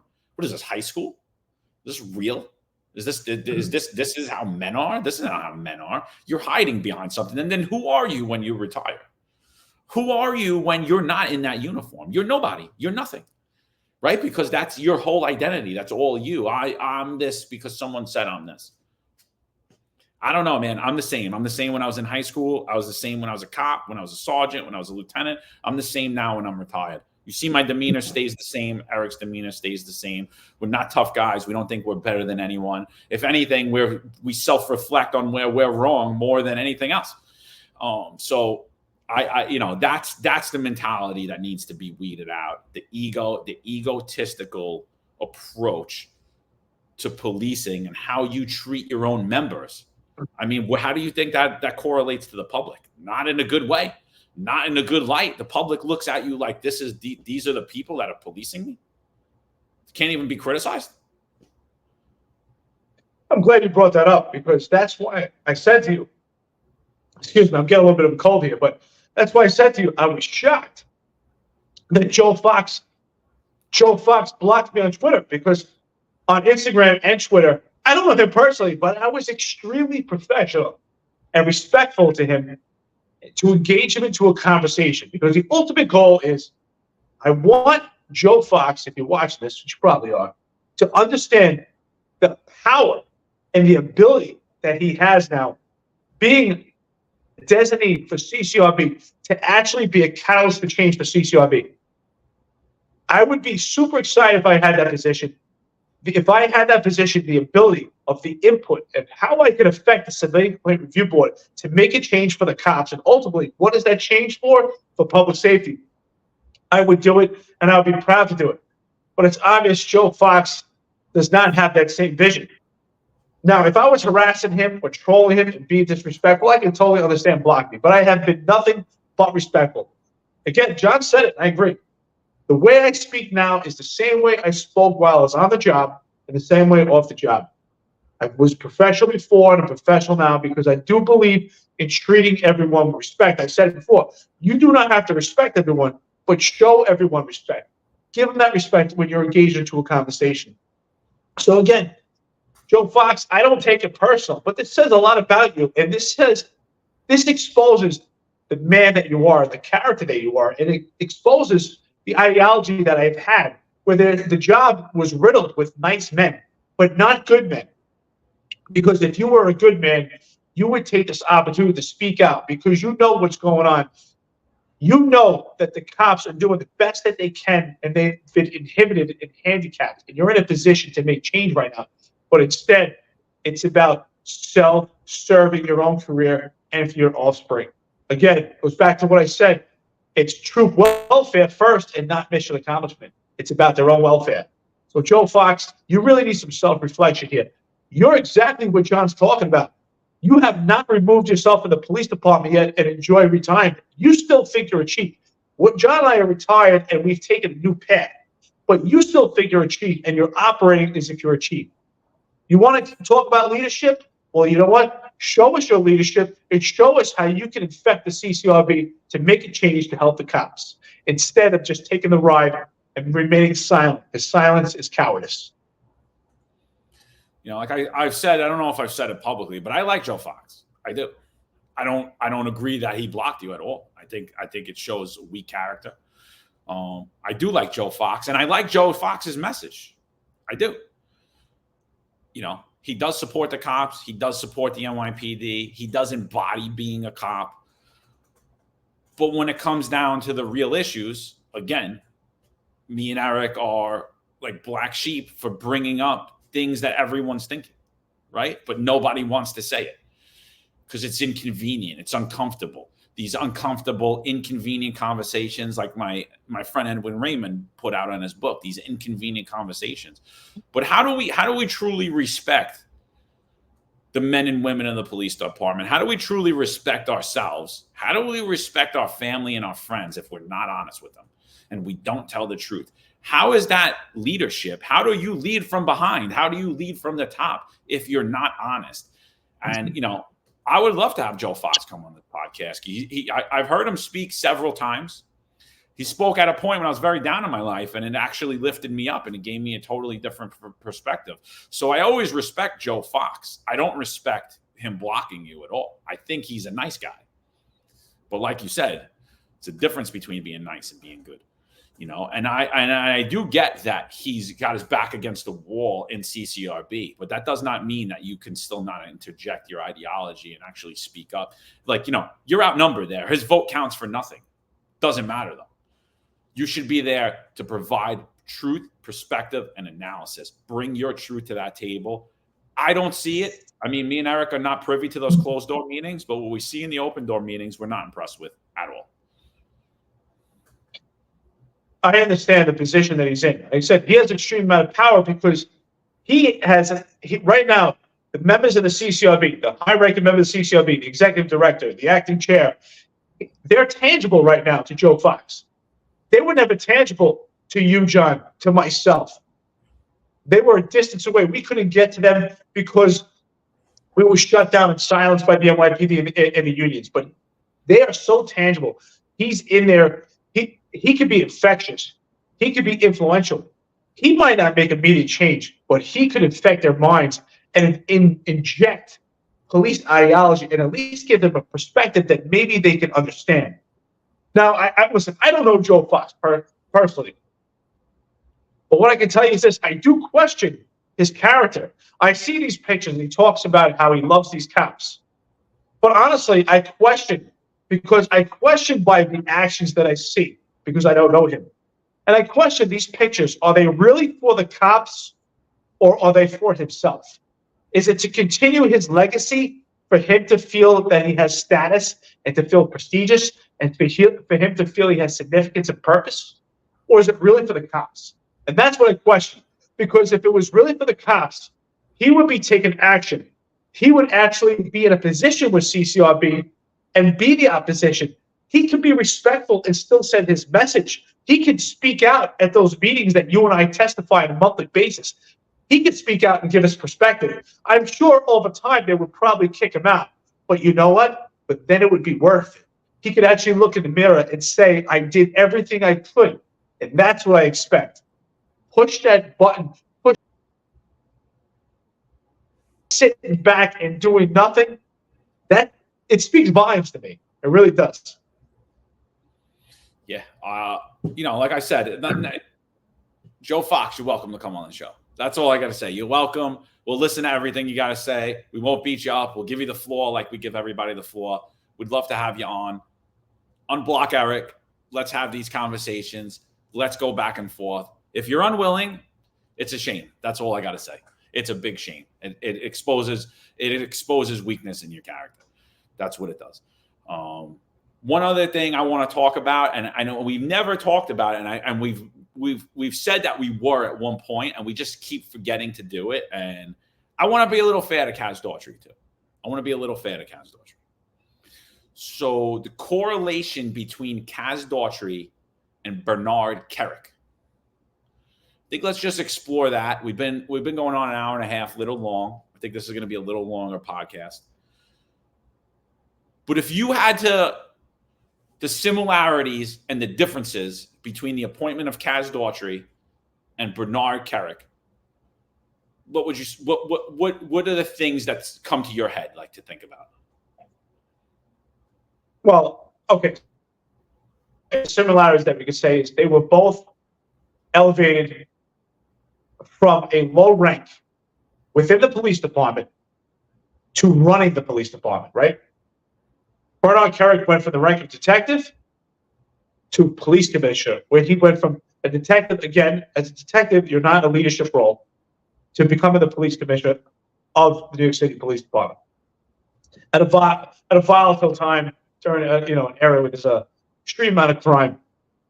And that is a similarity in comparison to Kaz Daughtry, who himself was a detective and elevated to assistant commissioner, which is pretty close to police commissioner. It's a high-ranking position. He does have a lot of input. He's been a spokesperson for the police department. It's obvious that he's one of the frontline members running the police department as we speak. So those are some similarities. But as I can say, the differences, I can say, really, listen, I'm not saying that everyone has to have military experience. No. But I will say this.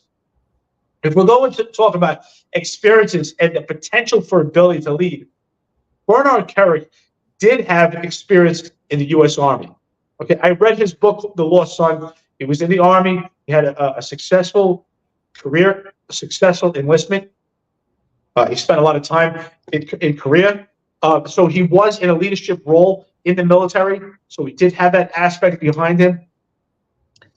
And what I did see, though, from the book that I read, he did seem to advocate and support the men and women much more than I see from Kaz Daughtry. Much more supportive. I've heard some stories where he promoted some cops that weren't even supposed to get promoted because they got pranked and sent to one police plaza. So I've heard some great things. I heard that he was really supportive of the men and women. That's what I got from his book, of course, from his perspective. And I did hear him speak out before he was in prison and afterwards, and he always seemed extremely supportive of the cops and not in a power control and power struggle that I see from Kaz Daughtry. Yeah, so for me, I think there's similarities and there's a lot of big differences too. So the similarities is they're close to the political, right? They're close to the politically elected. They're close to the elected. They both get appointed to these high rank. I agree with you that Bernard Kerik had much more experience, not only because of his leadership ability, but experience in the police department, and carried himself in a different manner, and from what I see, than Kaz Daughtry carries himself. So that's where I see them being similar. So Bernard Kerik gets appointed to Department of Corrections first. So he's a commissioner in corrections for 2 years. He comes back to the New York City Police Department, and now he's the police commissioner for the New York City Police Department.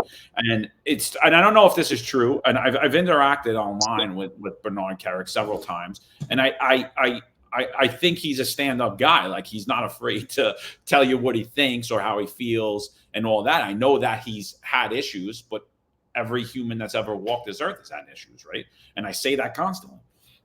But he came from a leadership role into leading the New York City Police Department. Kaz Daughtry does not lead the New York City Police Department. And I think that's the bigger problem of it all, right? And that's the major difference. So, like, as much as there's a similarity that he got appointed, that's where the similarities end, because Bernard Kerik was told, you are going to lead the New York City Police Department. And apparently he went in and said, if anybody has a problem that a detective's running the New York City Police Department, you can put your papers in right now. And and honestly, if Kaz Daughtry was appointed commissioner and he said that, I understand that. I understand that take. Like, I'm in charge now. If you don't like it, too damn bad. But the problem is, when it comes to Kaz Daughtry, is, and it highlights with this whole saluting thing, it's that, like, you're an assistant commissioner. You're not even in the patrol guide. And in the patrol guide, it does not say to salute assistant commissioner. It said police commissioner and other deputy commissioners not in uniform at the behest of the police commissioner. Other deputy commissioners, not a deputy commissioner. He's assistant commissioner. He's a civilian member, technically, right? And there's other assistant commissioners in the New York City Police Department that nobody salutes. Nobody knows who they are. The men and women, and they're not out on the street, and they're not running around. And they're not running around with a gun on their hip or a bulletproof vest. I don't know that he is, but I know he's out on the streets running around. And it's a weird, different position that's never really happened in the New York City Police Department. And I think Kaz Daughtry is a hardworking guy. I do. But when he says that me or you contributed nothing to the New York City Police Department, that's where it irks me a little bit, because he doesn't know myself or you, and I don't believe that he did work harder than me or you. I believe he worked at the same level, the same amount of hours, the same dedication, and the same care. I do think, though, when it comes to maturity, his maturity level has really been highlighted. It's really been highlighted, and his lack of experience has been highlighted. And that's determined through the way he carries himself, when Bernard Kerik carried himself and carries himself in a much different manner than Kaz Daughtry carries himself. So, to be fair, I really don't think it's a good comparison to compare them. But several people have pointed that out, and I always meant to bring it up, and I never did. I keep forgetting, and I just wanted to highlight that. Those were my thoughts. Eric, if you have anything to add. No, absolutely. And I agree. I mean, if we also compare careers, Kaz Daughtry has been working for Jeff Madry, driving him for years. I mean, in his book, in the Lost Son, Bernard Kerik talks about how innovative he was. He was a highly skilled detective, from what I've read. Obviously, it's from his perspective. So Bernard Kerik, if you're watching this, I think your ideology was great. When he was young on the job, he always wanted to work in Midtown South because it was the busiest precinct in the entire city. Not necessarily the most violent, but just the busiest. The amount of volume, the exposure that you have. So he talks in the book how he was working in Midtown South, and he figured out when guys were going to a particular store, they would come out with a red bag, they had a gun in the bag. If they came out with a brown bag, they had drugs in the bag. So little things like this, he picked up on his observation skills, and he did have some leadership skills, and that was a great point that he brought up also in corrections. I forgot to bring that up. But what's important about it is exactly, you don't necessarily have to know everything in the police department to be an effective leader, but you have to have the leadership skills. Even when I was in the Marine Corps, they put plenty of captains in a position where they're running a unit, and they don't necessarily have the forte to understand what's going on in the unit, maybe the technicality, but they have the leadership skills. And eventually they'll learn it over time. So they utilize their resources. They learn from the lower management, the leadership that's in that particular unit. but they had the leadership skills to use their resources. And I believe that Bernard Kerik did understand that. And I think himself just saying, hey, I'm taking charge, I'm taking the lead, let the department know that it's already a professional stance, letting them know that, hey, I'm in a leadership position and we're going to address the real issues. That's another thing I'd like to talk about. I think that was a great question, by the way. I really appreciate that, especially since I read the book. But I do believe that Bernard Kerik did address the real issues affecting the police department that ultimately affected public safety. And I believe Kaz Daughtry has missed the mark on that, and he's let his ego and his sensitivity when it comes to criticism completely distract and divert from public safety and try to fix his ego. So ultimately, you said this earlier that we're in this for the long game. So I'm curious when it comes to Kaz Daughtry, how long do you think this escapade is going to go? Do you think eventually he's going to just succumb to this and learn to live with criticism, or he's never going to stop and just put his effort into shutting us down, which is ultimately not going to happen? I just think it's completely unhealthy, and I think public safety really takes the impact for it. What do you think? Yeah, like I said, I think it's a short game. I think this to even acknowledge us shows weakness. You know, I mean, it has a 100% elevated us higher, and we were going to be elevated regardless if we're acknowledged or not.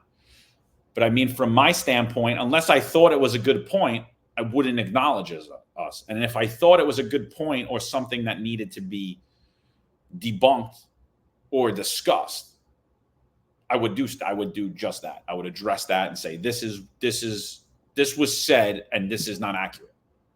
I don't know if I would say who said it, but I would be like, this is a point I've heard from critics.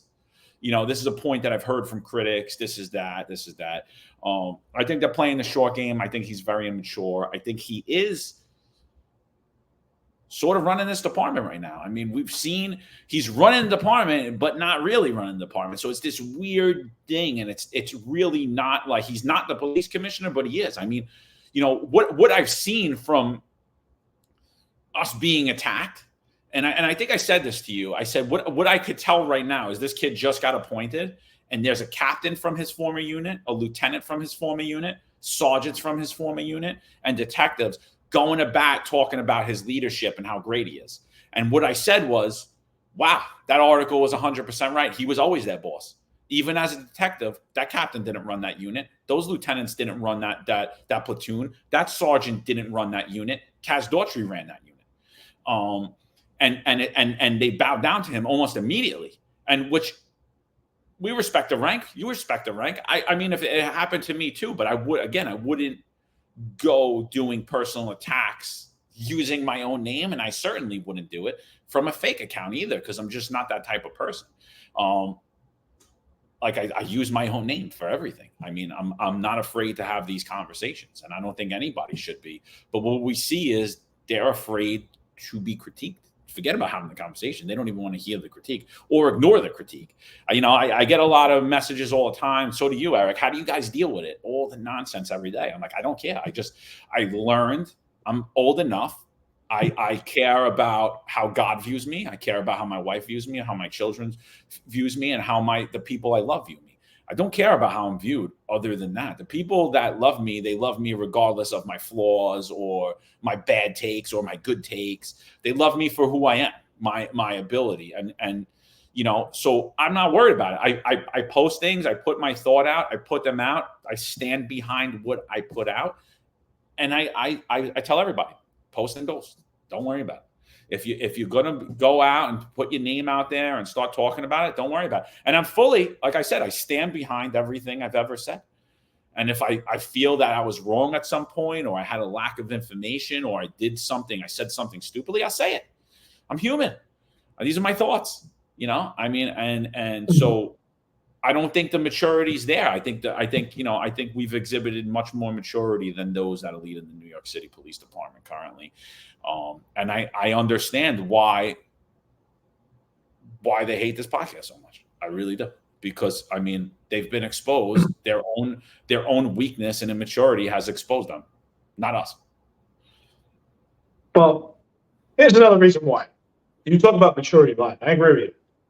He lacks maturity. And there's a connection from maturity to humility. He lacks maturity because he lacks humility. So what it says to me is that Kaz Daughtry has been in a position of leadership, and he's been leading from arrogance. And he's been leading with pride of arrogance, and which is pride is just complete sin. Now, I like to give this correlation. I myself, I have cauliflowered up ears. I didn't get the cauliflowered ears because I beat everybody up on the mat. I got the cauliflowered ears because I got humbled on the mat. And if you see UFC fighters, some of the most elite UFC fighters, these guys are killers out there. They are the most humble men and women you have ever seen in your life. When they walk through a doorway, if they bump into somebody, they're the kindest people. They're gentle with people. I'm sorry, I apologize. But yet you see men who've never been into a fight in their life. They walk around with these fake lats, fake shoulders, mean face, peacocking around, because they've never been into a real fight in their life. They've never been humble. And that's my correlation to Kaz Daughtry. He's never been humble, and humility would make him a better person. And he's doing it from a place of arrogance. If he was humbled, if he went through the hard times, if he was a sergeant and had to grind it out, and then if he was a lieutenant and had to grind it out, and a captain had to grind it out, he would be humbled, and he would be leading from a different place, from a good place. And he would be walking to command and saying, "Sir, man, how are you? Oh, you didn't call attention. It's okay. Maybe you didn't see me." But instead, he's going in, and he's got his fake lats, and he's barking at the men because he hasn't been humbled. And humility has a straight connection to maturity. I agree with you. It's like me stepping on the jiu-jitsu mat with a black belt, but I've never really trained. I'm still a yellow belt. I'm still a yellow belt, but I'm walking around with this black belt, and I expect the other black belts to acknowledge me as black belts, or everyone. Not even just the other black. Everybody acknowledge me as I'm a black belt. I would be humbled so fast it wouldn't even be funny, you know. And I think that it's a great correlation to why people need to go through the processes, right? Why the butterfly has to pull out of that cocoon and fight through that cocoon to come out and spread their wings. Why, if you cut that cocoon open, that butterfly can't fly. Things of that nature where you have to struggle, and the struggle matters. But I will say that regardless of all that, if you are humble, if you get humility, if you reflect, self-reflection, humility, and you're able to critique yourself, and you're able to listen to the critiques that other people have of you, and take it and be introspective and think about these things from a realistic point of view, and try to put yourself in the shoes of others, I think you could overcome your lack of experience and become a great leader. So I don't think that, you know, if I always said, I think anybody could do anything and excel at it. You know, I've seen guys in the squad that weren't great cops, and they're great investigators, and they're unbelievable. They're unbelievable investigators. They have a great investigative mind, but they weren't technically the best cops. I didn't think they were the best patrol cops. Some of them never even did anti-crime. Some of the ones that did anti-crime weren't that good at it. They weren't good. But yet they went into this detective role. However they got there, some family, some they knew people that liked them, and again, there is always going to be that in the New York City Police Department, and there's going to be that in life. And I've said it before: if I was the police commissioner, or if Eric's the police commissioner, we're going to put people around us that we trust. And I don't think anything's wrong with that. I don't. I think it's when it's so egregious that you can't move up, that becomes a problem, right? That becomes a problem. If you surround yourself with the people that you love and trust, I don't think that's a problem. But if every decision comes down to that, the overall should be hard work gets you ahead. Right? There's a pathway for success for everyone. And that's what's lacking today. So I think that leaders could be thrown upon something, into a leadership role, or into an investigative role, or into an anti-crime role, and not have got those experiences, but now be humble enough to learn, notice who the people are that are better than you at it, and learn and become that person. So that's my take on it. Oh, I agree. I think we unpacked a lot here. I mean, ultimately, this question still remains. Your thoughts, we want to hear your thoughts on YouTube. Please leave your comments. Do you think that police officers should be permitted and have access to release body cam footage without the permission of the police department. Ultimately, this is about transparency. Your thoughts, your comments, we want to hear them on YouTube. Like and subscribe to Find Us Unfiltered. Thank you very much for watching 265 Police Live. I think we unpacked a lot of information here. We're really exposing what's going on with the police department. Our criticism will continue because it's necessary. Opposition meets opportunity. Anyone, if you'd like to come on the podcast, we invite all walks of life. You do not have to be from a law enforcement background. If you are, we would love to memorialize your careers, but you do not have to be from a law enforcement background. We're willing to discuss any topics at any time. Just contact us through the website, findustunfiltered.com. And as always, John, any last words before we go to our friends at Laidlaw Blue? I mean, again, I think what's transpired these last few days, it's heartbreaking and it's sad to watch at the same time. And just to piggyback on what Eric said, you know, if you believe that police body worn camera videos should be readily available to the public as they happen, please drop in the comments. If you don't, drop it in the comments. Let us know. I mean, this is what this platform is. Say what you want, say what you don't want. Don't say anything. Hate it, like it, love it. Doesn't matter. God bless everybody. Eric, thank you, my brother. And like I said, financial freedom. If you're looking at retiring, if you're retired, you're unhappy with your financial advisor, give our friends at Laidlaw Blue, John and Henry, a buzz. Law enforcement professionals dedicate their lives to serving and protecting our community.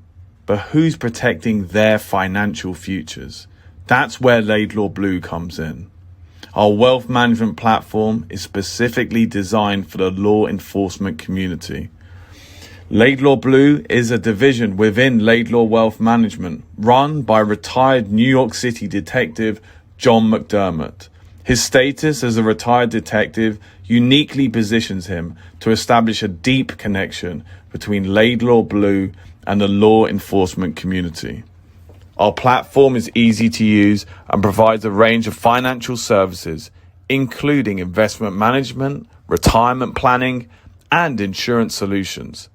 With Laidlaw Blue, you can secure your financial future and provide for your loved ones. Our team of experienced financial advisors understands the unique challenges and opportunities that law enforcement professionals face. We're here to help you navigate the complexities of financial planning and achieve your goals. Laidlaw Blue. Secure your financial future today. Book a meeting using the QR code displayed or call us directly on 888 901 Blue. That's 888 901 Blue.